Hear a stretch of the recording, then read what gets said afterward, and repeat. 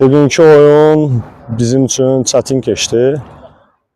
Çünki Sabah komandası yaxşı oyunculardan ibarət bir komandadır.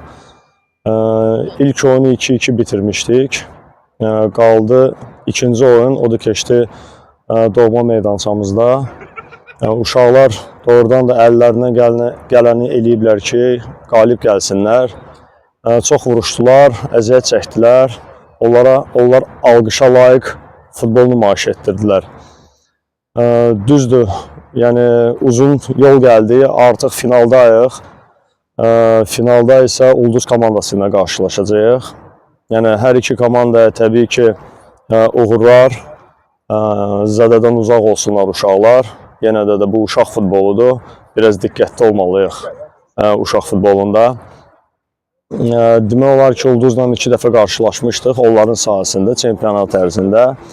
Qalib gələ bilmədik, amma uşaqlar hal-hazırda daha da görkəmli futbol nümayiş etdirirlər, daha da əzmkardırlar və inanıram ki, həmin oyunda özlərini yaxşı tərəfdən göstərəcəklər və çempion olacaqlar. Hər bir halda hər iki komandaya alqış düşür, gəlib uzun yoldan sonra finaldadırlar və elə deyək, necə deyirlər ki, kim güclüdür, o da qalib gəlsin. Maraqlı bir sualdır, yəni məşqçilik karyeramda demək olar ki, ilk finalımdır. Düzdür, ola bilsin ki, heç fikirləşmirdim bu barədə, fikirləşirdim ki, daha da düzgün futbol öyrədim uşaqları, daha da aqressiv, möhkəm olsunlar, yəni öz potensiallarını üzə çıxarsınlar.